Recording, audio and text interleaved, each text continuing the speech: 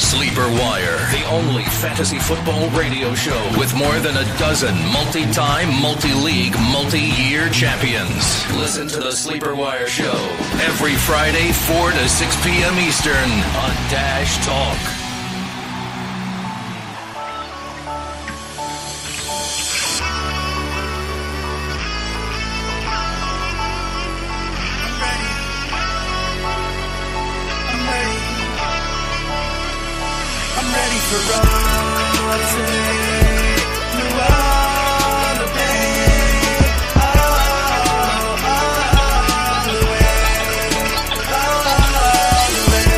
Welcome to the Sleeper Wire Show. Today is Tuesday, November 21st, 2017. I am your host, producer Steve, and with me today, we got Professor Chris and Max. They're going to be helping me out on the show. We're going to be covering Week 11 games. See, Thanksgiving is coming up this week, and I personally love this football-centric holiday. A handful of these teams have short turnarounds, though. Fantasy playoffs coming up close, so we're going to jump right into it today. Let's get started with the news and injuries.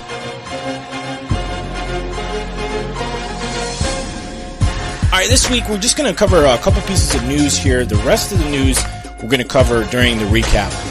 These two teams obviously were on bye this week. So for the Panthers, Greg Olsen has been designated to return from the IR and will likely play this week, barring any setbacks. He's practiced Monday, so that's a good sign. Guys, I want to go into this real quick because I think a lot of people are excited about Greg Olsen coming back. Cam Newton looked pretty good in the last game. So are you feeling good about the Panthers offense with his return? Are you feeling good about Cam Newton getting back on track and looking good again? I don't really care about Cam Newton, but I'm super excited for Greg Olsen. Literally just mentioned to Chris that I got him in one of my leagues. He's a free agent. So if he's out there, pick him up. Yeah, I grabbed him off of waiver wire too last week. So yeah, I try to get him if he's out there. I mean, he's definitely a top 3 tight end when he's on. So he's a guy, like, even if you have like a Kelsey or a Gronk, or like, you would start 2 tight ends if you had Olsen as well? Put him in a flex? Oh, yeah. Okay. Yep. Yeah, depending on who you had for other options, I don't see why not, especially this late in the season with injuries. Right. Okay. Yeah, I see no problem with starting 2 tight ends. I've got a league where I'm starting Ertz and Rudolph. Okay, cool. In the Colts news, real quick, Jacoby Brissett still in the concussion protocol, so obviously, Professor Chris, I got to ask you, who's the quarterback behind Brissett? Right, it is Scott Tolzien who was behind him. Actually, Tolzien was the number 2. But yeah, there's no number 3 on the depth chart. So it's just Jacoby Brissett, then Scott Tolzien, who was worse than Curtis Painter ever was for the Colts, and is just absolutely terrible. Okay. Time to call Hasselbeck. It's tough to start any Colts, but like, Jack Doyle's been the only guy you can really count on. Are you thinking about maybe not starting him if it's Tolzien, or does he get an up value? I think Doyle would still be fairly okay to play, but T.Y. Hilton, I don't think you're going to want to play him. No other Colts really, except for maybe Frank Gore, because they know how bad Tolzien is. They're going to want to run the ball. All right, so Gore and the Colts face this week. They play the Titans. So that's a defense you might look at if you're streaming defense, if Tolzien starts. All right, that's it. Let's get into the game recaps. Let's start with the Thursday night game. The Titans and the Steelers face off. Titans fell with only 17 to the Steelers 40. The Steeler monster has awakened. They looked dominant this week. Roethlisberger had a hell of a game. If you started him on a streamer, good for you. 30 of 45, almost 300 yards, 4 touchdowns, lots of protection, lots of time to throw. Antonio Brown had a game. He got the new helmet catch. What'd you think about that one? It was great. I mean, AB is super impressive. Isn't that illegal? What, helmet catch? Yeah, I can't recall his name, but the gentleman did it against the Patriots. Isn't there a rule? David Tyree. Isn't there a rule in the playbook that you can't use your helmet to help assist you catching a ball? I don't think so. I believe that's a rule, because I believe that was the crying pleas of Patriots fans for a long time. But either way, it was an amazing catch. It was nice, right? I think they just changed the rule that the ball can touch the ground as long as it doesn't move. No, this is an older rule, from when the Giants made that catch. That rule was there then. It's not a new rule. Yeah, I haven't heard of that, but I will say they wouldn't let this touchdown stand if that was a rule. I think it's one of those rules that no one really talks about. You know what I mean?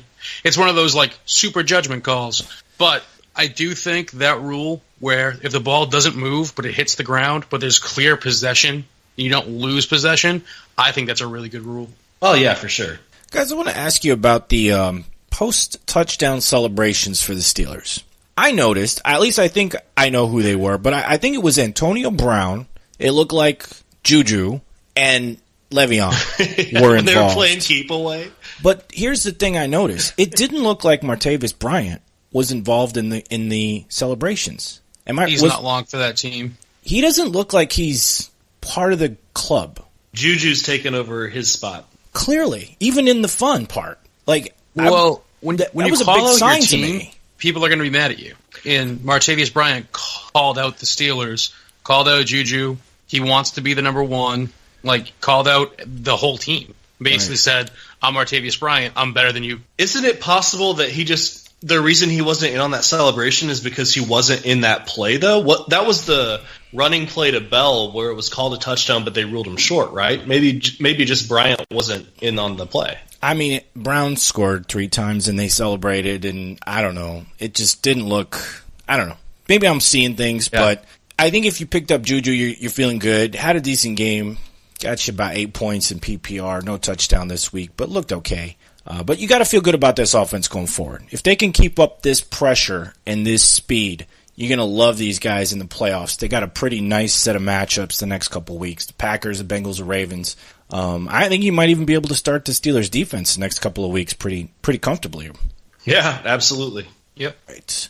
The Titans, I don't think they were as bad as the score showed. Game was close into the third quarter.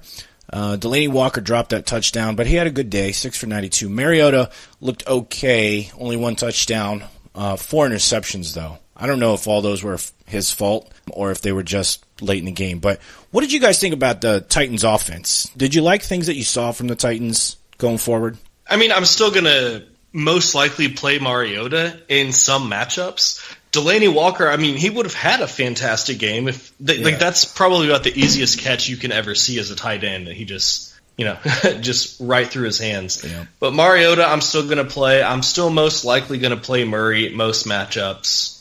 This was just a horrible game. They're usually pretty okay. I'm worried about Murray. He didn't look quick at all. He was tired from all those touchdowns last week. Yeah, that's a number to your body. But I kind of have a feeling when I look at the Titans that they're kind of a team that has a lot of really good talent that doesn't mesh well together. Do you know what I mean when I say that? Yeah. It's kind of like when DeMarco Murray was on the Eagles, but he didn't fit their scheme. I feel like they have a lot of playmakers who kind of don't work well together. Mariota would be better off on a team like Tampa Bay where they have fast, quick receivers and honestly running backs who are more suited for the catch and run. I feel like a Theo Riddick or a Chris Thompson would really excel on the Titans. Even though Murray and Derrick Henry are doing extremely well, I just feel like you're watching a bunch of elite players that are only doing well because they're so good, but they don't actually mesh well together. That's an interesting point. They got a pretty nice next 5 games. They face the Colts, the Texans, then the Niners in the first week of fantasy playoffs for most people, week 15. So, Max, thanks again for Rashard Matthews. I was going to say, do you feel good about these guys in the next couple of weeks to feel comfortable starting them? Or, Max, are you a little hesitant because of what you just said? Does the matchup outweigh the team dynamic? There's only 2 players on the offense I'm almost always comfortable with. And Chris, Rashard Matthews, I'm glad you love him. I have enough receivers on my team, and it's weird to say that for as good as he is, he was probably my worst receiver. So as much as the trade isn't working out in my favor, it's quite all right.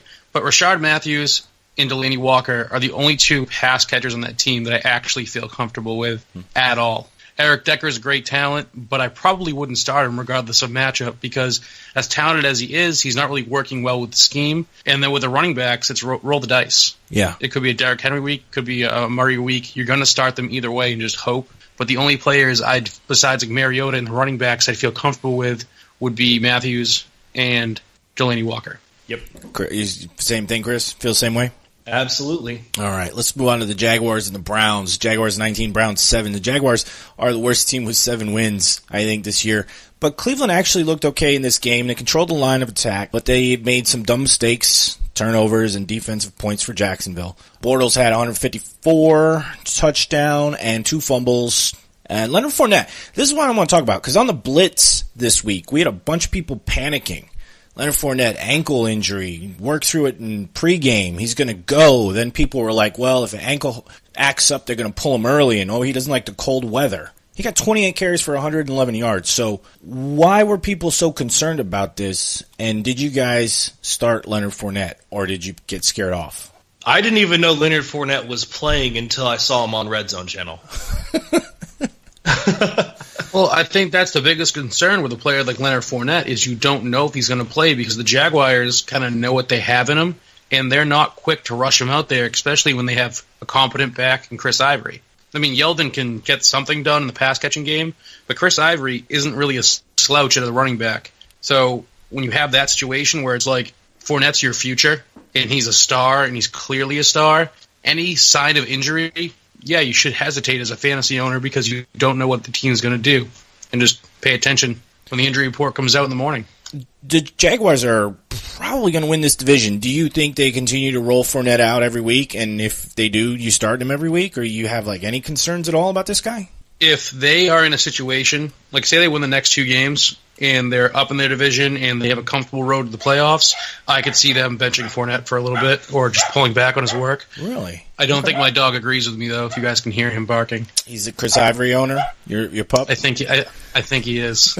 Okay. Well, let's talk about D.D. Westbrook, because he was big news this week. Came back 3 for 35, made a couple mistakes. Do you guys like what you saw with him? And as long as Hearns is out, is he a guy you'd be maybe comfortable starting the next couple of weeks? No. No? Not there? Nope, not comfortable starting him at all. Marquise Lee, though, he's the guy. Yep, absolutely. All right. Any other takeaways from the Jags? Yeah, they're probably going to win the Super Bowl. You think so? No, they're not going to. They're going to get bounced first Hold round. on. This is my logic between them winning the Super Bowl.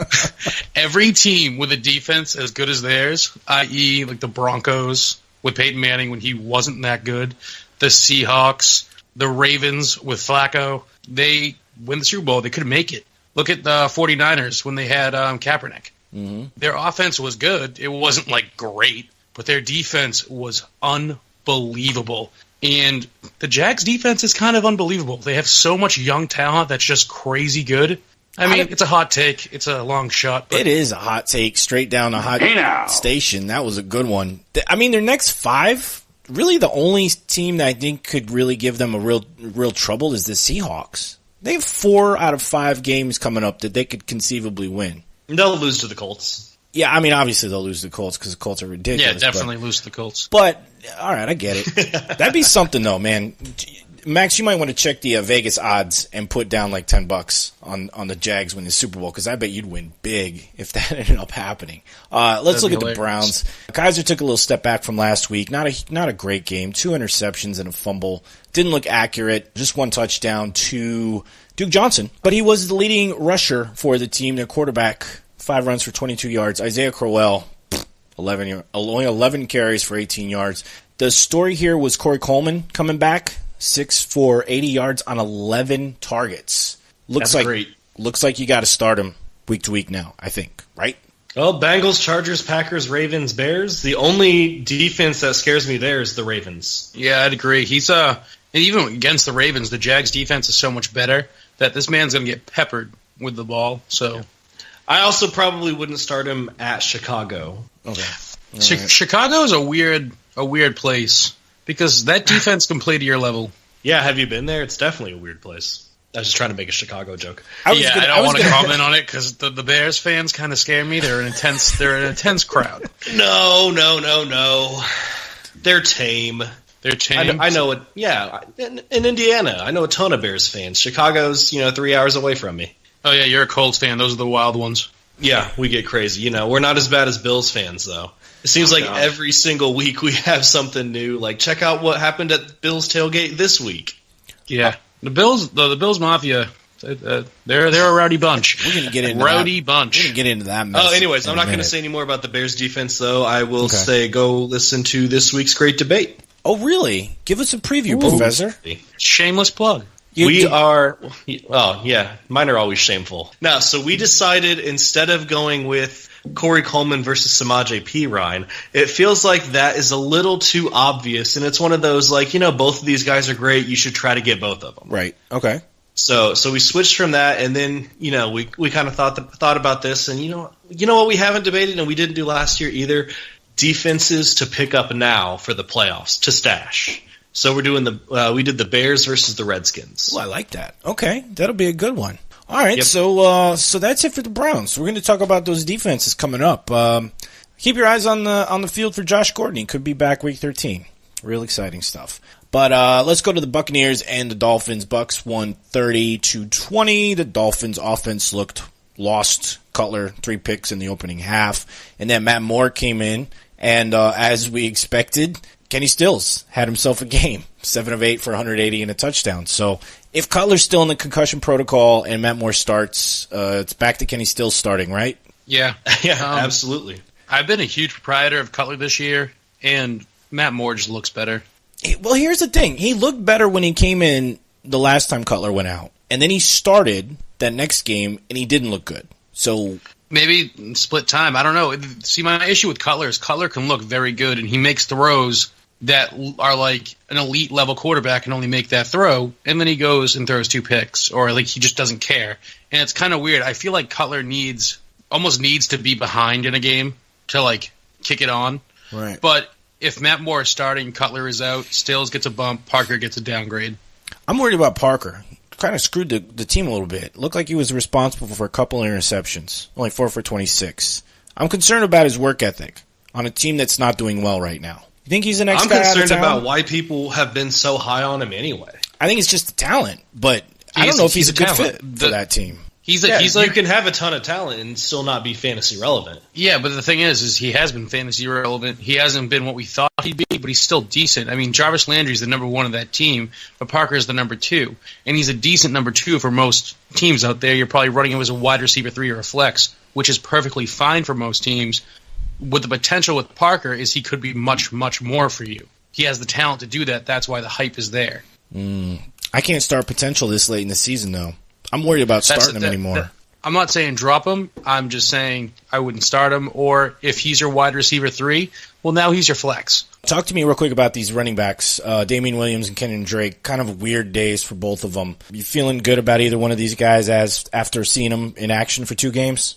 I'd still rather have Williams. See, I'd rather have Williams consistency-wise, but if I need a Hail Mary, Kenyon Drake, he's the explosive back. And, I don't know, it's kind of like the Hill versus Gio argument. Who would you rather? Would you rather Hill, who's going to get your consistent yardage and your touchdowns, or you rather Gio, who could make a catch for 78 yards and a touchdown? So it's a tough call, but I'd have to roll with Williams. All right. Dougie Martin on the Buccaneers side, 38 yards on 19 carries, 13 was his long carry, so not a good day for Doug Martin. And we were kind of split. We were high on him in some cases on the blitz, but a lot of people felt like his time is kind of past, and with Winston likely to miss another week or 2, they're going to be dealing with Fitzpatrick still. So are you guys worried about Doug Martin end of season here? Does he become flex or benchable? I'm worried. Yeah, I'd say he's probably a RB3 flex right now. Okay. I played him over Samaje Perine this week in one league, and I don't think I'm going to do that next week. Yeah, I wouldn't do that. I mean, the Redskins use their backs a lot. Well, right, but Perine now with Chris Thompson being out for the rest of the season. Oh, yeah, he's going to be the focal point. I mean, I consider Martin against the Packers, the Lions, but again, the Falcons can sometimes step it up and stop the run game, so that's kind of a tough call. I'd probably see how the first matchup goes before I decide on the second one. Definitely wouldn't start him against the Panthers.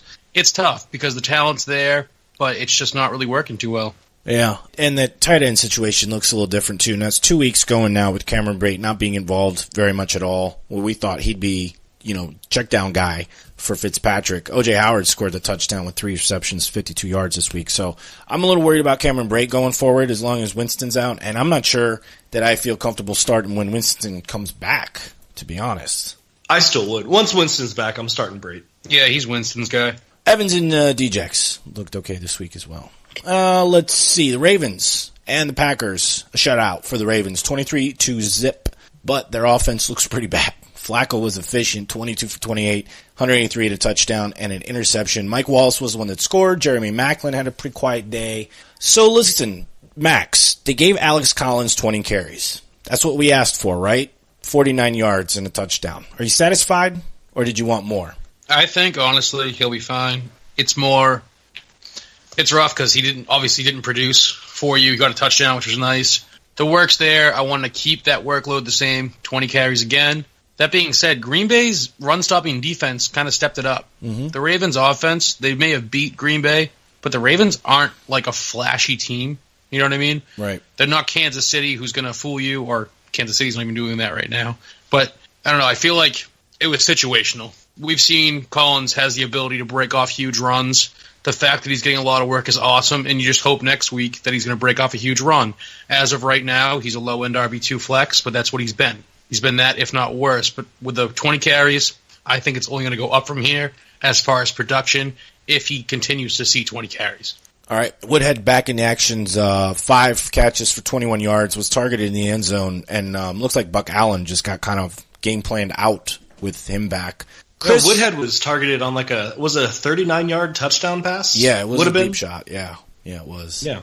Oh, and I do want to say Jeremy Maclin would have had 5 for more yards and a touchdown, but the play he was hitting, it was broken up. So he did get that red zone target that could have been a touchdown. I was just about to ask you about Maclin because you've been high on him all season, and I wanted to make sure you still feel good about him going forward for the rest of the season here. Yeah, this would have been a great game if he'd been able to hold on to that one. So he's still getting used. All right, so he's still starting Maclin. And that defense played outstanding. Hundley, looking decent when he started his drives, but then ended up finishing up with a lot of turnovers. Went 21 for 36 for 239, 3 picks, and a lost fumble.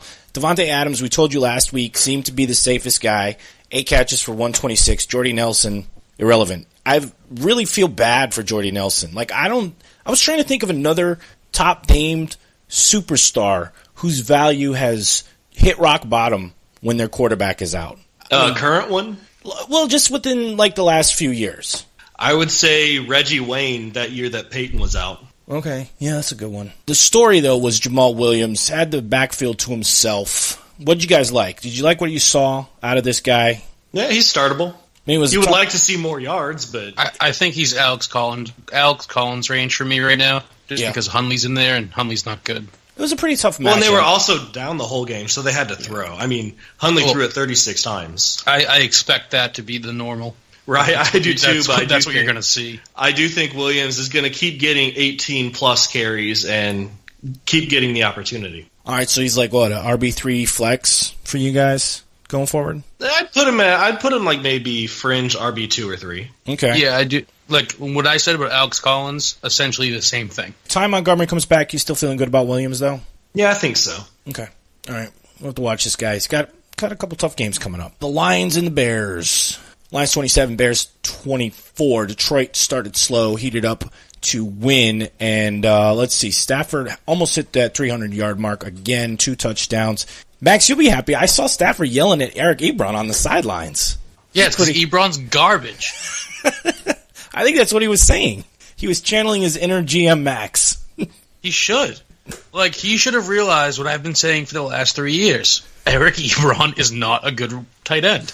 Yeah. He 4 for 49 is about what you can expect reasonably. That's a good game for Ebron. Marvin Jones got back in the end zone. Good game. Stafford spread it around. Not too much to Golden Tate, though. You guys concerned about Golden Tate's usage in this game, or concerned about him going forward? Yeah, I'm still playing him. Yeah, I wouldn't sit Golden Tate. Is there anybody on the Lions that you're worried about or excited about besides the main guys? I like Jones. TJ Jones? Yeah, I like him. Abdullah, they're still giving him work. The production really isn't that great. Say TJ Jones or Marvin Jones? TJ. Okay. Just for a young guy, could be on the waiver wire. If anyone gets hurt, he's next up. Mm-hmm. And he gets looks, so it's nice. All right. But besides that, no. Okay. For Chicago side, Trubisky had some poor throws in the second half. Ran a lot for 53 yards. Tight end Adam Shaheen got the touchdown. Inman 3 for 43. Jordan Howard had a pretty nice game. Had a big 50-yard run. But Tariq Cohen, we talked about him last week. They weren't involving him in the game plan. Got 9 carries for 44 and a touchdown this week. So what changed, and is this a guy, if he's on waivers, you scoop him up right away? They got the 49ers in 2 weeks. They got the Bengals, the Lions again, and the Browns in the fantasy playoffs. I wouldn't start him against the Browns, and I wouldn't start him against the 49ers. I feel like he's definitely, when they're down, they're going to use him.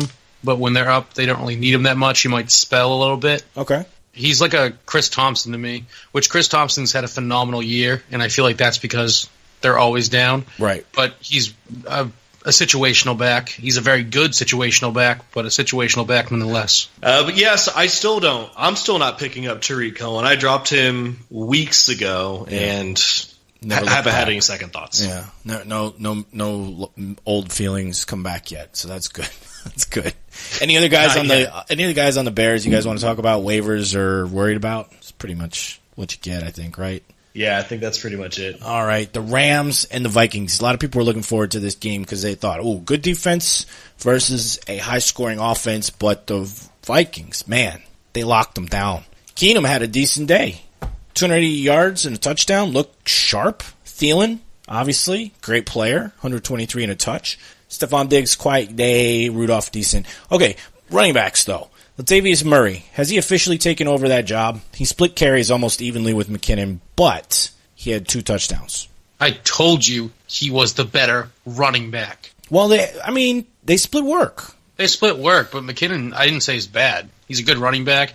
If you want a pure running back, Latavius Murray's better. If you want a pass-catching back, it's McKinnon, so I feel like it dictates more if you're in a PPR or not. Yeah, because in a PPR, I would still rather have McKinnon. Yeah, in a PPR, I'd rather have McKinnon for the catches, but Latavius Murray's putting in work. He's healthy, and it shows. You gotta like that. That defense looked really good too. I don't think anyone's questioning that defense at all. You're starting them all the way through.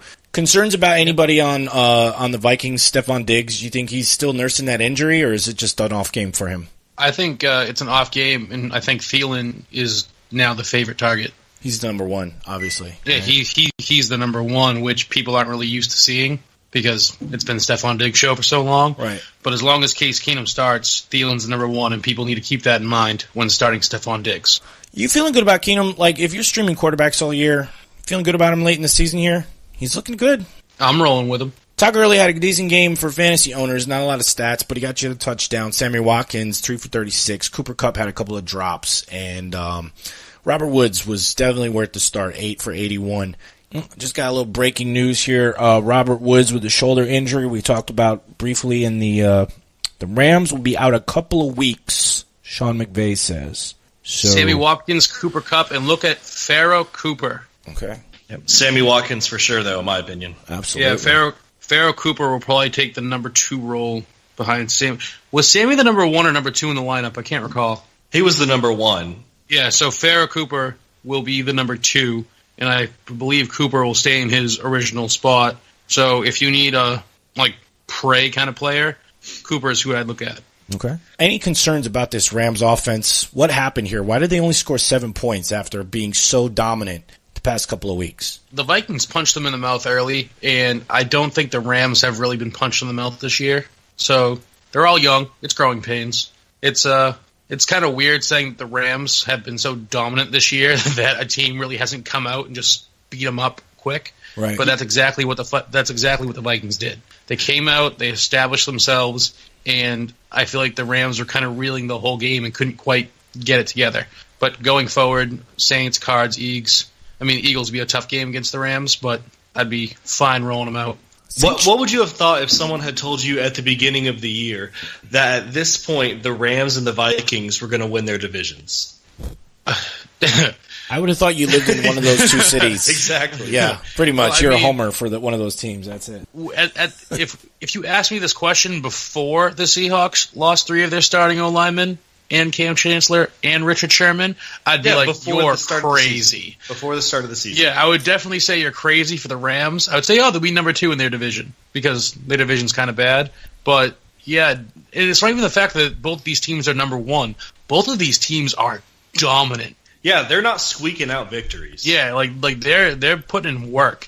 And it's really cool to see, Keenum's kind of revitalizing his entire career. Latavius Murray's definitely earned himself a contract somewhere else. Watkins, Woods revitalized both of their careers. Todd Gurley's a beast, still is. Jared Goff kind of showing that Fisher left the Rams with a little present right there. I don't know. It's cool to see. It's cool to watch. Max, I want to touch on something you said about getting punched in the mouth early. The Saints next week could very easily do the same thing to the Rams.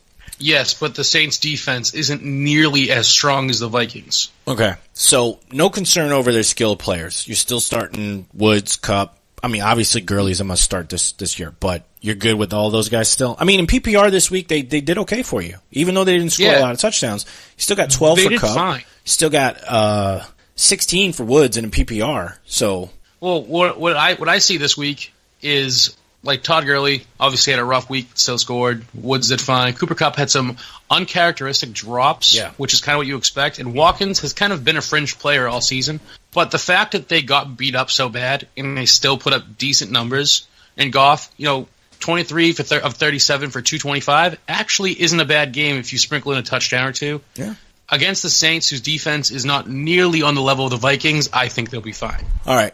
Chris, you feel the same way? Good with all your Rams players? Yeah, nothing really to add. All right, cool. Cardinals 21, Texans 31. So let's talk about the Texans. Hopkins got his 76 yards and a touchdown, almost got a second touchdown.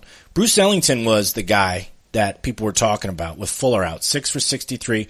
Lamar Miller has the job to himself now because Donta Foreman is out for the season with a torn Achilles.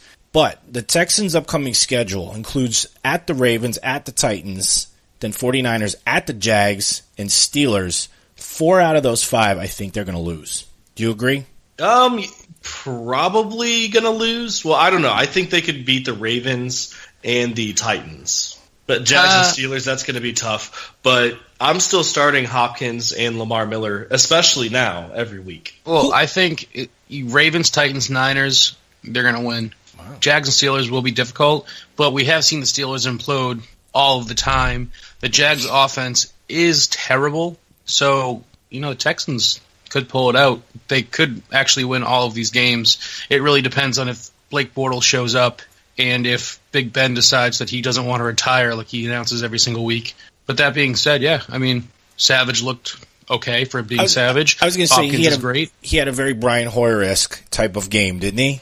This is what he reminded me of. Yeah, he did. It was like, you're almost good. Like, I almost think you could be a starting quarterback 225, somewhere. couple touchdowns, interception. Yeah, it's a Brian Hoyer game.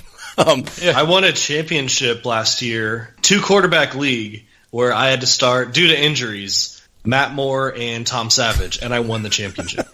I mean, that's what I'm saying. I had to start them in weeks 15 and 16, and I won. That's why I was saying it. Like, listeners, these aren't flashy names. You don't think the Texans, they've had so many injuries now that you don't even put them in the conversation. But these guys, these quarterbacks, they can do it in numbers-wise, in fantasy-wise. They're not great, to watch. But another guy that maybe you're looking at as a streamer, Blaine Gabbert with 3 scores this week. 257 in yardage, a couple of interceptions. But Larry Fitzgerald is a safe start, even with any old quarterback back there. Let's talk about Ricky Seals-Jones, 2 touchdowns and 54 yards, tight end. Worth a waiver ad? No, this is Mercedes Lewis. It's a Mercedes Lewis game? Okay. Yeah, honestly, though, he could be. It really, you have to look at next week and see what they do. It's very strange. I don't think he's going to do anything against the Jags or the Rams. Especially, Jermaine Gresham. I don't even know why we're spending so much time on this. Jermaine Gresham's still the guy. This was a fluke. All right. Well, they are starting Gabbert again next week. The John Brown also diagnosed with turf toe. But Adrian Peterson, I'm concerned about him. He had that one great game when he got there, and he's just kind of fizzled out. Is just no more. I don't want to start him anymore. A crap game, a phenomenal game, and 2 crap games. Yeah. However, didn't the Cardinals, they just released Andre Ellington today? They did just release Andre Ellington. But it's not like Andre Ellington was cutting into his workload a lot. I mean, he was in there on the receiving plays. I'm really worried about starting Adrian Peterson the rest of the season, though. Oh, yeah, me too. Okay. He's someone you own, but you don't start. Right. I mean, week 16 against the Giants won't be awful. Because last week and the previous week, you guys you got to start him. He's getting the volume. He's getting so much work, you got to start him. It just hasn't done anything for me. Yeah, but you should stop listening to us. Yeah, right. The issue is with the volume, the O-line's kind of falling apart around him. Yeah. So he's not getting. He's doing exactly what we want him to do as far as getting the work, running hard. It's the other pieces around him aren't connecting, And until we see something different, stay away. All right. Now, I do think he's still an okay play against the Jaguars, so I think the passing game is going to get shut down. Okay. But you're saying fantasy But I'm not going to championship? say he's a must-start by any means. All right. Yeah. All right. So maybe I'll hang on to him for Week 16 against the Giants. Speaking of the Giants, what a fun game to watch. The Giants 12 over the Chiefs. Jesus, I am really concerned about the KC offense, Max. That O-line didn't look good. They weren't playing well. Alex Smith looked like he was back in 2016. Kareem Hunt hit the rookie wall. People were saying it. They were worried about him. People were trading him away after a couple bad games. We hit the rookie wall. We kept saying the hold play him. calling was garbage. How many wide receiver screens do you need to run? Okay, talk He to still me. had 73 yards, too. That's still a good game. He still had a decent game. And not to mention, I feel like Andy Reid just lost his damn mind. Why are you running trick plays against the Giants? I don't know. Just dude. run a normal football scheme. You could run a wing T. You could run a weird. Pop Warner offense and beat the hell out of the Giants. And he's like, "Oh, we should do a wide receiver screen. Hey, we got 4 yards. Let's run that same play 5 more times. Sound good? Like it's bad coaching. Is that what it was? Because I was concerned. It was bad coaching. That's all it was. Well, this game was also one of the super windy games of the week. Which is weird because the only thing that was scored was field goals. But yeah, but you also notice how in like the fourth quarter at least, they didn't even like look at Hunt. Yeah, I don't know. There's really no way to. I don't think we can really accurately explain what happened to this game. Just a crap game for both sides all around. I mean, the players did their job. Alex Smith did the best he could in bad wind, which I understand that. But this was just horrible coaching. Yeah, Hunt, Kelsey, and Hill, you still weren't mad that you started them. No, not at all. They did fine. Now, I was mad that I started Alex Smith because he lost me a week. Charkandrick West got involved. 4 carries, 4 catches. Waiver wire. Nope. 4 carries, 4 catches. That's it. Yeah. Okay. I know we recommended Darkwa on the blitz a lot. He had a pretty good game for the Giants. Manning, not that great, but at least he didn't turn the ball over. Roger Lewis, Tavares King, about the same stat line. Shepard was out sick. Surprised that Ingram didn't get a lot of work this game. Only 1 reception. Yeah, total surprise. I will say that Darkwa does seem like he's safe to, like he has a safe floor of about 20 carries and about 70 yards every game. Right, yeah. It's looking that way. Any of these other wide receivers you looking at all? Not a chance. Okay. Not really. Hey, Chris, I have a question for you. Yo. Darkwa or Adrian Peterson going forward? Darkwa. That's a good one. Okay. Yeah. I mean, I got to go with the consistency right now. I got to know with what I feel like is a good floor. Redskins, Raiders, Cowboys, Eagles will be tough, but Cardinals, that's a fairly good schedule. Yeah, it is. It's just the Raiders, even though they frustrated me, they're a team that can go off whenever they want. Same with the Redskins, same with the Cowboys. And I feel like with the Giants especially, the second they get pummeled, that run game is non-existent. So I feel like Darkwa versus AP would be a great debate you guys should consider. Yeah, but on the great debate, we generally just like they're over who to pick up on the waiver wire. Go and both rogue of those guys 1 are so week. owned. Be a man. Go rogue. So, but this would be the only people who would listen to that are the ones who have both Peterson and Darkwa. That's true. Or people like me who have Peterson and Darkwa's on the waiver wire like he is in every league. No, Is he? No, he is not on the waiver wire in every league. Not even close. doubt All right, that. time for some Google foo. I'm Yeah. finding out his ownership right Go now. look that up. I'm guessing. I'm pretty sure it's like 76%. I think it's higher than that. I think it's 83, 85. It is 71% Wow. Okay. On Yahoo? on Yahoo. Yeah, That's surprising. Surprisingly low. Because, like you said, Chris, he has been consistent. He's been worth the start the past couple weeks. Right. and Adrian yeah. Peterson's 95%. Yeah, that's But right, that's why we can't do a great debate over those guys. yeah. That should be a lot closer though, as I far as agree. ownership. I agree. I would play, if I had to make a rest of season call right now, it would be Darkwa over AP. I agree. All right. There you go, Dilly folks. There you go. The let's stay in the division. The Redskins, they lost to the Saints. What a game. I'm worried that the Redskins season's over. They're 4-6. Even if they win out, they're not guaranteed a playoff spot. Is this the time of year where they might just shut down Jordan Reed? Just say, you know what, this guy's not coming back week to week. Just let him heal. Do something with him. They have Who's Jordan Reed? They have Vernon Davis. There's no point. Cousins looked good this game. I think he looked pretty good this game. I think he's a franchise quarterback. I don't know if it's in Washington, but it looks like they finally got their wide receiver core figured out this week at least. They had Doxson, Davis, and Crowder all had good weeks. Crowder's working that middle of the field again, looking good.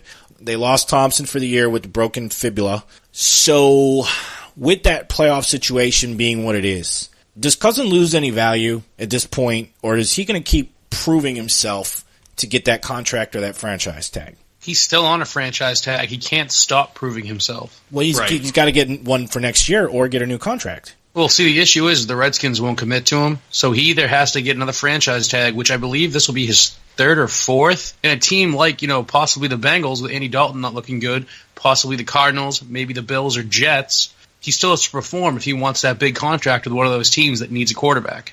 All right, so feel good starting him still for the rest of the season. Oh, yeah, you definitely have to. They've already given him, as Max was talking about the franchise tag, they've already given him that 20% raise once. Right. And they'll have to do it again. That's what happens when you franchise a player. You take the average of the top 5 at that position, their average salary, and then that's what you get. And then it goes up by 20%. Why wouldn't he want to get that again? Because I guarantee what he would get on a franchise tag one more time would be more than what he'd be getting with a contract. Oh, yeah, definitely. Because it would be. That would be a 44% increase on what he had last season. He already said this going into this offseason, I'd be happy if they franchise tagged me for the rest of my career. Yeah, no it's like, of course you would be, because you'd be making so much money. But that's the issue with the Redskins, because they're so non-committal to every position, short of their wide receivers, and even that. I mean, look at their running backs. They switch them out like they're nothing. The Redskins, as an organization, their GM cannot decide who he wants at any given position, which is going to be the downfall of that organization. And as we can kind of see it unfold, it is the downfall of that organization. They need to commit either to him or to a rookie. Either get rid of him or keep him, because you're just blowing money at this point. Pick a running back, stick with your running back unless an injury happens. Well, it's just, this team's stupid. That's where they are now. They don't have any more running backs. It's Samaje Perine, and that's it. Chris Thompson's out, Kelly's out, so obviously if the dude's on waivers, you pick him up just based on opportunity alone.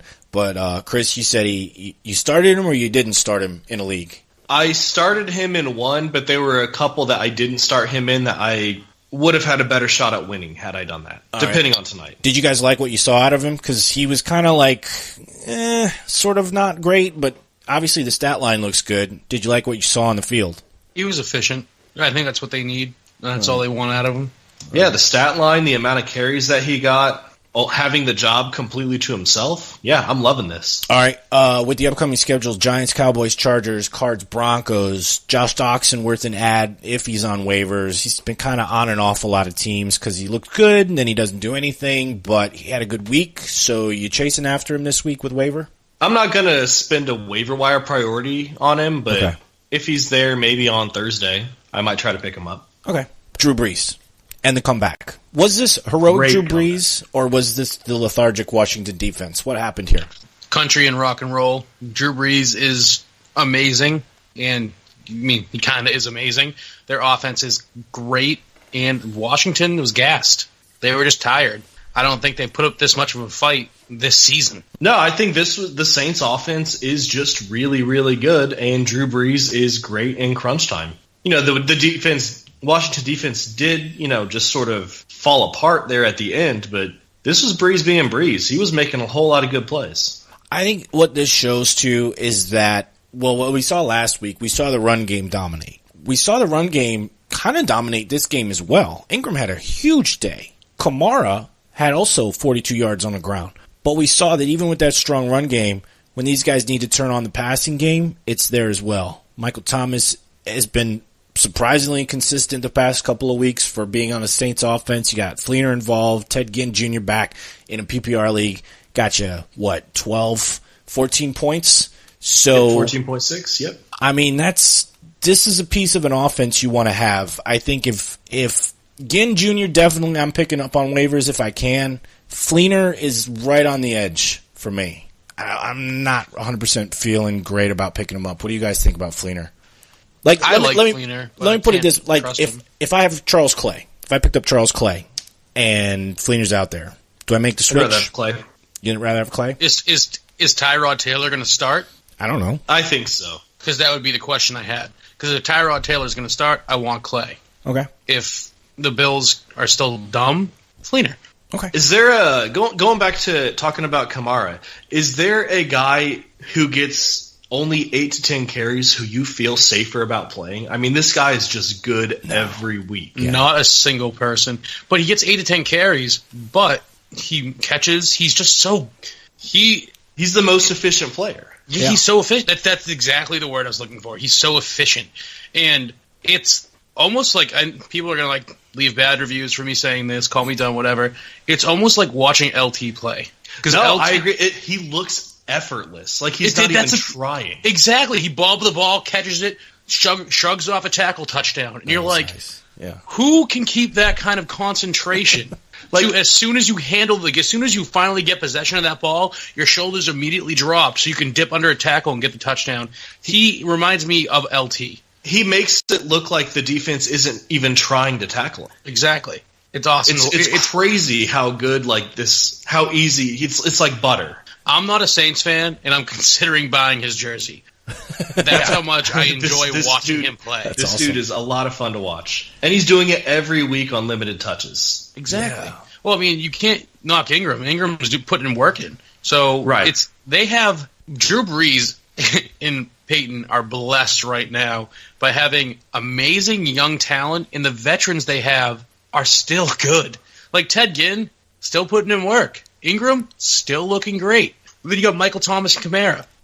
That team is so well-oiled. If their defense can just step it up, I could see a Super Bowl run. Oh, yeah. Maybe not this year, maybe next year, but they have the pieces there. Oh, they can definitely get to the playoffs. I mean, they can easily win half, if not 4 out of their 5 next games, I think. No problem. They might have a little trouble with the Panthers, but... Sorry, this is Kamara's 4th straight week inside the top 10. Dude, he outscored. I have a team with him in my flex. I got Bell and Gurley somehow. Guys don't know how to draft in this league. And I got Kamara in the flex. He carried my team this week. I'm so happy to have that guy. It's the only running back in the league right now that reminds me of Kamara as far as running goes is Kareem Hunt. Because I feel like they have a very similar style where they can both do the same thing. Le'Veon Bell, I don't compare him to them because Le'Veon Bell is such a patient running back, and they're really not. This is what good coaching gets you. This is what good play calling gets you. It gets you limited touches with great results. Andy Reid should be taking a long look at the Saints and checking out their playbook.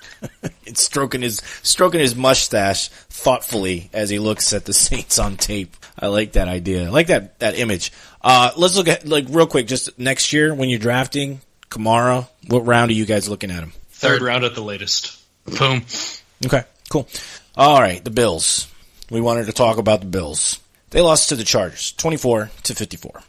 So I have a feeling that this was a front office conspiracy to start this Peterman cat. I think that they said, hey now, we're actually playing well, but we want a good draft pick. So coach, go out and tell everybody that you're doing the thing that is best for the team. You want the team to win, so you're starting Peterman. Dude throws 5 interceptions before he gets pulled. So, do you guys buy this theory at all? You think it was like a soft false flag kind of thing, like an Alex Jones kind of thing? Put this guy in so we stop winning? It's not even an Alex Jones thing or a theory.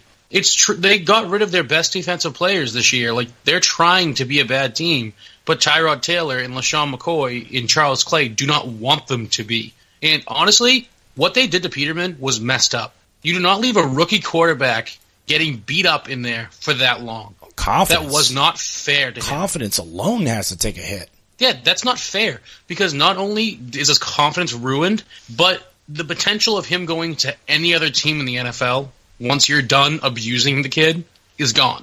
Because they look at his one game, his 3 quarters or 2 quarters, whatever he played, 6 of 14 for 66 yards with 5 interceptions against a relatively lackluster Chargers defense.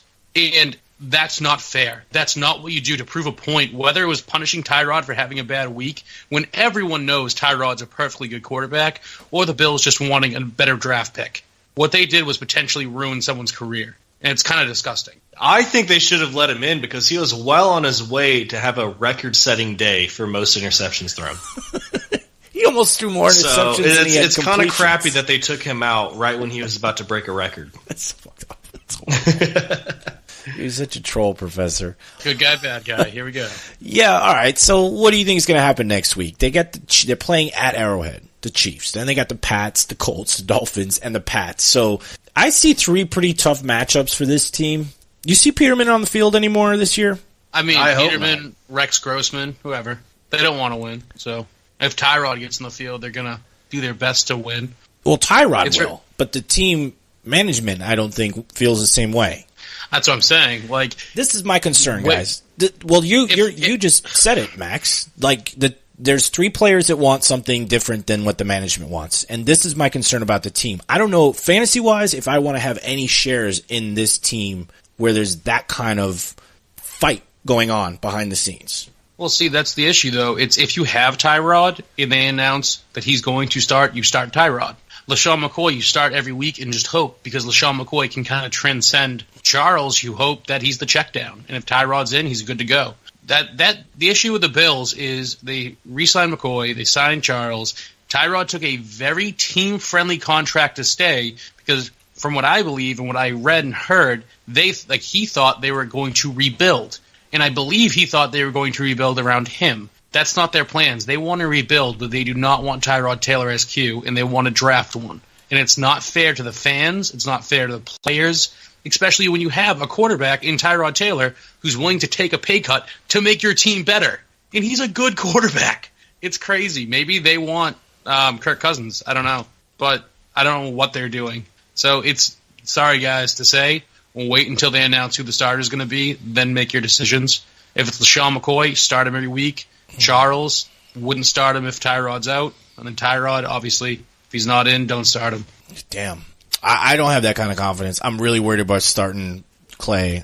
I'm obviously worried about starting Benjamin, but apparently he's okay. They're still doing some tests, but he didn't have any serious damage to his knee. Zay Jones was the guy. I mean, he got you 10 points in PPR. But I don't feel good about starting any of these guys. I think I have to with McCoy. He's the only one I'm 100% I have to start him just because I have to start him. Professor Chris, you agree at all with what Max said, or you on the same page? No, I agree with what you said. McCoy's the only guy I'd consider playing. Yeah, it's hard to trust any of these guys with all this stuff going in the background. Let's talk about the Los Angeles Chargers. Phillip Rivers, 2 touchdowns, 251, 20 out of 32. A very Brian Hoyer type of game. Keenan Allen, wow, what a game for him. Got to be excited. If you started him, I sat him. I feel like a fool. I think this is the point of the season where you got to just start the guys that are better.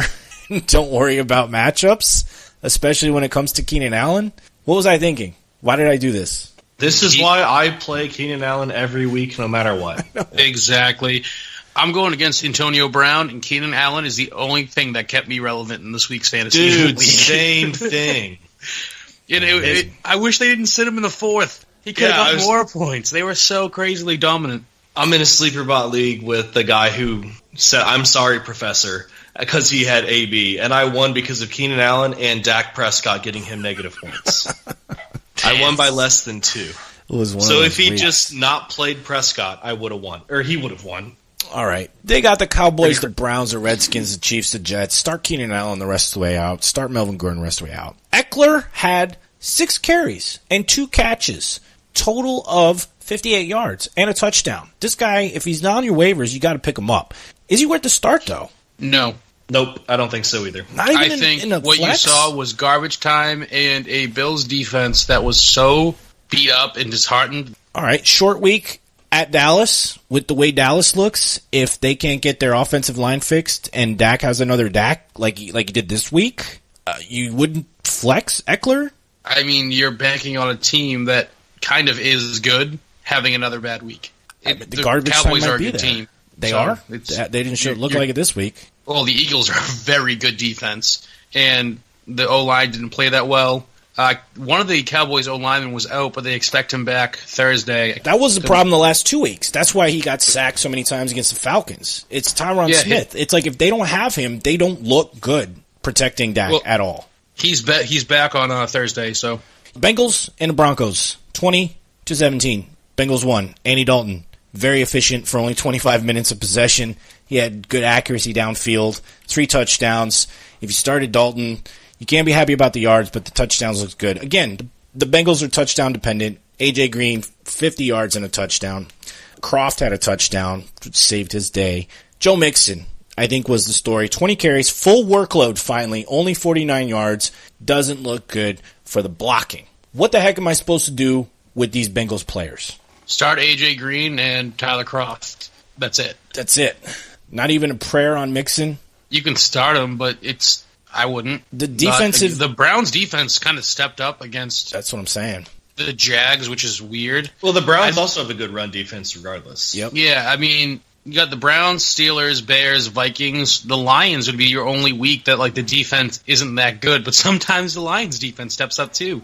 I probably wouldn't start him rest of the season. All right. I'd just kind of see how it goes. And the only way Dalton's going to do well is if he only has the ball for 25 minutes a game. I think Mixon's going to be flexible for you.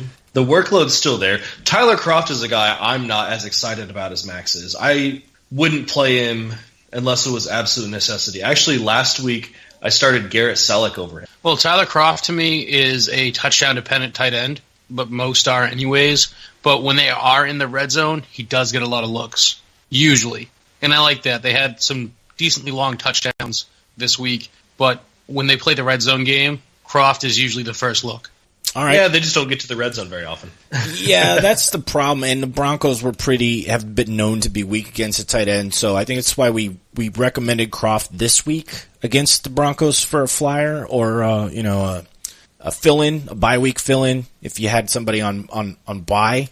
But Chris, you say you're not quite as confident in them coming up. Okay. All right, the Broncos on the other side, they have fired their offensive coordinator, Mike McCoy. So hopefully their offense gets That's ridiculous. better. I don't know. Why is that They need ridiculous? to fire their quarterback. Trevor Siemian should be their quarterback. The kid had 2 bad games this season. Well, he's Why not. are you going back to Brock Osweiler? He's so bad that a team was willing to pay most of his contract to trade him away. They were like, didn't you're look willing to take Osweiler? All right, we'll give you our 2nd-round pick for your first, and we'll pay most of his salary. Oh, here's our 3rd-round pick, too. He's terrible. This is my concern, Max, Yeah, because you told me 2 weeks ago Sanders and Thomas are going to be okay, even with Osweiler throwing. 8 targets for Sanders. I started him. 2 for 16. Yeah. Not a good week. Why'd you tell me that? He was targeted a bunch. Yep. Bengals do have a decent defense. Thomas was fine. But the targets still look good for Sanders. I'd still roll him out next week. You got to think, if he converts 4 more catches, he's 6 for maybe 50. Not a bad PPR week. That was the Emmanuel Sanders train we heard going through the background. Chugga choo choo, guys. Remember, really look at the layout of your property before you buy a house. As Max said, Demaryius Thomas did have a solid game. This was his 3rd straight week with a touchdown, which is good to see. Yeah, definitely. What do you think about Sanders? Do you agree that if he makes 8 targets, only caught 2, if he catches 4 more, which he normally would, decent week in PPR? Yeah, but I don't have Sanders in any of my 12 leagues, and I'm kind of happy about that. He's a wide receiver 3 for you with Ozzie in. If Siemian gets back in, which he should, he'll be a wide receiver 2. That being said, the targets are there. They look nice. Sanders is a very good wide receiver. Bad week. Professor Chris, the running back situation looks like a split between Booker and Anderson. Each got about equal work. Booker was a little more involved in the passing game. Is he a guy that's on your waivers? You picking him up, hoping that maybe they use him more in the new game plan with the new OC? Yeah, he was also a candidate for the great debate this week. I do think Booker does need to get picked up. Okay. I'm not, it's still going to be hard to trust him in the starting lineup, but I do think he deserves to be owned. I picked him up weeks and weeks ago with the idea that he could become valuable later in the season, and I had to drop him for somebody else I needed to, fill in a bye week. But I like their upcoming schedule. Raiders, Dolphins, Jets, Colts, and Redskins. You might get some value out of that running back game towards the end of the season here. There's a couple teams in there that can definitely be run on, especially the Raiders. Boy, they got shredded by Deion Lewis this week. So if Devontae Booker can do some stuff, it'd be a nice little play. I'm sorry, Steve, cutting you off. No, it's fine. So apparently, the rumor has it Paxton Lynch is going to start out rest of the season, but Vance Joseph said Trevor Siemian is looking to get the nod, but he wants to discuss it with Bill Musgrove first, their new offensive coordinator. But people are saying Paxton Lynch will get the start because he's the quarterback of the future, but Trevor Siemian is getting – it looks like they're working away from Oz. All right, let's talk about the Patriots and Raiders in Mexico City. Deion Lewis 10 carries for 80 yards, 4 for 4 in the past game, and a touchdown, 28 yards. Burkhead got the fumble, and we all know what that means in a Bill Belichick system. It means you're going to be sitting on the bench for a while. So he's not playing next week. I don't think so. He's definitely taking a break. James White seemed to be an afterthought. So with Gillislee completely, I don't even know if the dude still exists. They might have buried him in the desert out there in Mexico. It looks like Deion Lewis, at least for the foreseeable future. Agree? He's the safest guy. I agree. All right. Brady had a hell of a game. Cooks had a good game. Amendola had a good game. Gronk okay. You guys have been saying the Pats defense is beatable. They only gave up 8 points. You still feel good about the Pats defense being beatable? I do. Really? All right. I think the Raiders just played awful. The Raiders did play awful. Their wide receivers are dropping the ball all over the place. Carr was hurt. He had a very visible limp. I mean, Lynch actually looked relatively productive. The Pats are a really good team. Their schedule, if you have them as their defense, Dolphins, Bills, Dolphins again, yeah, I just roll with them. You have one possibly rough week against the Steelers, and then they're the Bills again. So they're kind of the perfect defense to roll with right now. Look for Hogan to come back. We hear anything about him? He kind of just fell off the radar being injured. You guys heard any updates on his health? I feel like we'll hear some this week. Okay, so keep an eye on that. Otherwise, Amendola, I think, is a pretty good safe start in PPR leagues especially. Like you alluded to, Max, Cooper and Crabtree just didn't get a lot done. Only the one touchdown for Cooper, but only three catches for 28. Crabtree had a decent day for PPR, but in standard didn't score, so that hurts.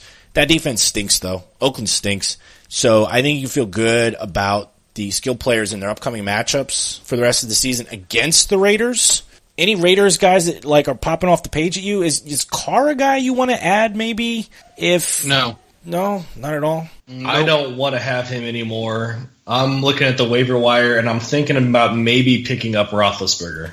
Yeah, I'd start Roethlisberger over him. Carr was my ride or die this year. I talked him up a lot. I'm starting Case Keenum over him. Wow. Yep. Okay. It's not a knock on Derek Carr. It's a knock on that offense. Their receivers are too good to be dropping the ball this much. Their running backs, besides Marshawn Lynch, are there to catch the ball, and they're dropping it far too much. Let's go to the Cowboys and Eagles. The Eagles 37, Cowboys 9. It looked like to start off one of those weird divisional rivalry games where they know each other too well. You're not going to see a lot of scoring, but then Philadelphia just exploded in the second half. Wentz showing what it is. 168, but 2 touchdowns. Very efficient. Well, pretty efficient, I'd say. Alshon scored. Torrey Smith scored. Zach Ertz didn't score. I'm a little concerned he's still injured. They said it on the broadcast. He's still nursing a hamstring injury. So I'm a little concerned, Professor Chris. He's your guy. Should I back him up or just keep rolling him out there? I think he's the guy you just need to keep rolling out there. No concern? Okay. All right. Max, I want clarity on the running game. Ajayi, 7 carries. Blunt, 13 carries. Clement, 6 carries. Seemed to be active in the goal line situation. Got the touchdown. Ajayi had a 70-yard run, though. So take away that 70. He's only got 21 on 7. All right. Well, the issue I'm seeing is they have Clement and Ajayi battling for next year's starting job, and they have LeGarrette Blount, who's just kind of putting in work. Blount's still a very serviceable running back, and he's good. And that's exactly what they're using him for. They dominated this week, so they just kind of spread the ball around. I feel like if they're down and out, you're going to see a lot more Ajayi and Clement. Clement's been really effective in goal line work, really effective. So, I mean, he's slippery. He's hard to tackle. Yeah, it's I was expecting Blount to get that work because Blount is Blount. You need 2 yards, he's going to get you those 2 yards. But Corey can kind of just deke and duck his way through and pop out the other side. That being said, on games that are more competitive, probably Bears or Rams games, I could see Ajayi getting a lot more work. All right. I said Bears, Rams. I meant Seahawks, Rams. Sorry. No problem. So, Corey Clement, if he's on the waiver wire, I think you got to add him. I don't feel huge about starting him unless one of those other guys isn't playing, in which case, am I about right in that analysis? I'm not going to add him. Not going to add him? I don't know. Deep League, yes. Deep League, if you need someone, yeah, he's probably a better start than LeGarrette Blount. That's about it. All right, that Eagles defense looks good. I think you keep rolling with them. If you got them through the playoffs, they got some tasty matchups coming up with some yucky teams, especially week 15 and 16. Zach, okay, Chris, you mentioned Dak Prescott got negative points for a guy in the league, 3 interceptions and a lost fumble. Without that offensive line, without Tyron Smith there to protect him, without Elliott in to take the pressure off, I'm concerned about Prescott as my starting quarterback coming fantasy playoffs. I'm still going to keep rolling with him. I don't know. This one's hard because the Eagles are, once again, their defense showed up, and Tyron Smith being out really hurt, but he's going to be coming back soon, isn't he? I hope so. I hope he comes back. I think he was only supposed to miss this week. And we know Alfred Morris is not Ezekiel Elliott, but the Cowboys are better than this. Dak Prescott is better than this. I think we see it turn around. And Alfred Morris still had a decent game. Right. They'll be fine. They'll be fine. Yep. Chargers, Redskins, Giants, Raiders, Seahawks in Week 16. But those are some good matchups coming up. Well, you should have Elliott should be back by then, correct? Isn't he'll be back against the Seahawks, right? Okay, all right. And if the Cowboys are even close to sniffing the playoffs, they're going to ride him all game long. Yeah, and then he'll be back for the last game of the season against the Eagles too. Yep. So nice. We'll see how that shakes out. I like Des Bryant usage in this, especially for PPR. He turned into Cole Beasley game. 8 of 14 targets for Des. 8 catches for 63 yards, while Beasley and Witten did nothing. So, I don't know. It was a weird Des game. In terms of the running back situation, we saw Darren McFadden was a healthy scratch. We told you last week he's probably the one that's safe to drop at this point. Alfred Morris got 17 carries. Rod Smith got 8, but no involvement in the passing game. So still holding on to both of them, or are we getting to the point where it's like Alfred Morris is the only guy you want? Yeah, Morris is the only guy I want. Okay. Yep. All right. Rod Smith is worth if you have Morris, he's worth holding on to just in case Morris gets hurt. But that would be the only scenario. All right, and we only have 4 more games of no Zeke, so keep that in mind as it moves on. And if you see Morris getting a majority of the work, it's probably safe to drop Rod Smith for somebody you might use in the playoffs, or a quarterback or a defense, or somebody you can take away from the opposition. That is it for the game recap. We've got a couple teams that we're on bye and teams that play on Monday night. The Seahawks, the Jets, Colts, 49ers, Falcons, and Panthers. Any players or defenses or sleepers or waiver wire guys on any of these 6 teams that you guys want to talk about here? Maybe Marlon Mack is still out there. I still like Marlon Mack. All right. 29% owned. Yeah, 29. Yeah, go grab Mack. Thomas Rawls, maybe, but even then, it's real hard to want any of those guys. But they have to have a number 1. Yeah, Eddie Lacy. I'm pretty sure he's back this week. I'll double check.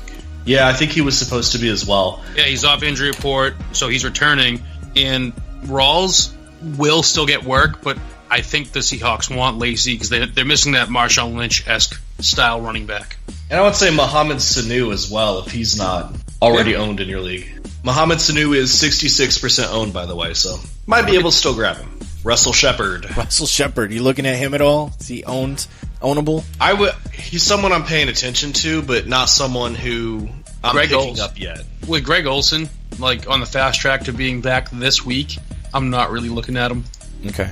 What about the other tight end in Carolina? Lost all his value when Greg Olsen comes back? Dixon? 100% yes. Okay. Yep. All right, I think that's it. I think we covered everything. Thank you for all of you for tuning in and listening, and happy Thanksgiving to you.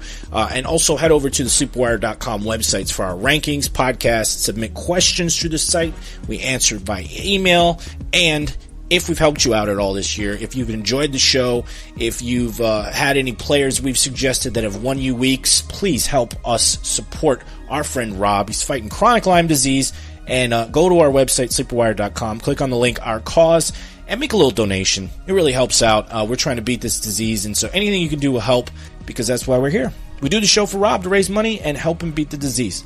Also, the 12 champions of SleeperWire are online all the time and happy to help you. Join the SleeperWire channel on the SleeperBot app and find us on the Fantasy Life app. You can find Professor Chris at Professor Chris on both apps. You can find Max at MaxSW.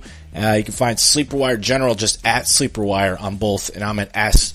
He is an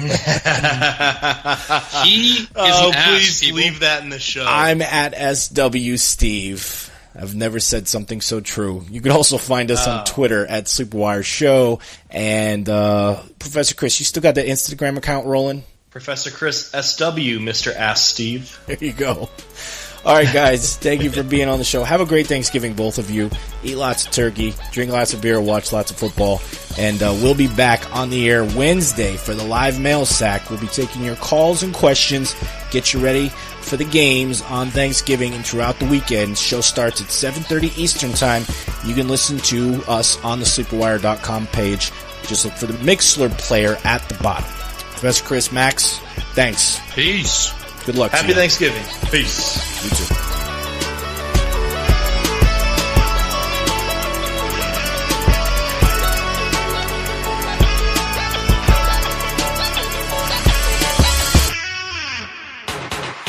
Champions from the Sleeper Wire Fantasy Football Show will help you win your fantasy football championship. Sleeper Wire, Friday 4 to 6 p.m. Eastern. Sleeper Wire.